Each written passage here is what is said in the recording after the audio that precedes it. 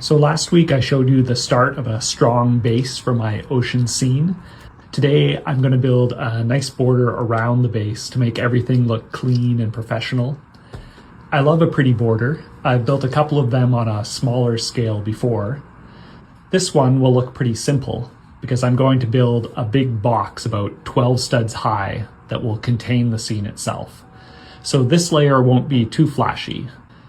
Now, if you're building a border around a base plate, this is your go-to piece, the OG bracket from 1987.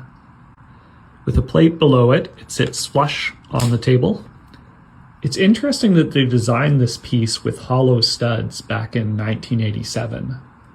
I'd love to know whether this was intentional at the time, but it means you can take a longer 1x plate and attach it with a half stud offset, which will be useful for me here.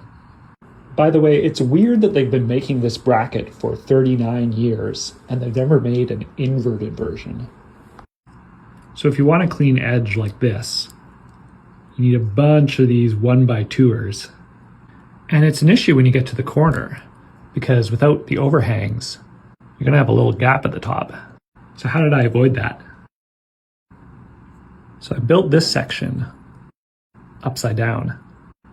So the bracket gap here gives me enough space for this corner bit.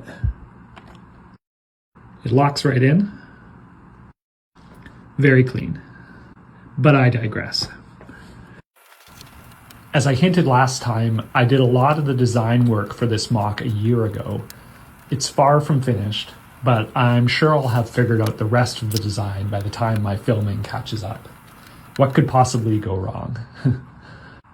The border itself is meant to look like a riveted strip of iron on an old treasure chest. I have 1x6 plates along the inside, so I can do that half stud offset.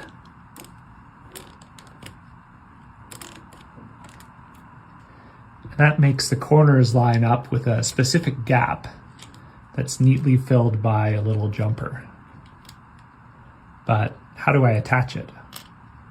Small bracket and a brick almost works, but the brick is slightly too wide at the top.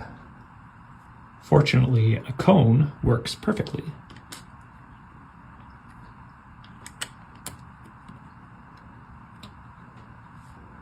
And there's a nice clean border.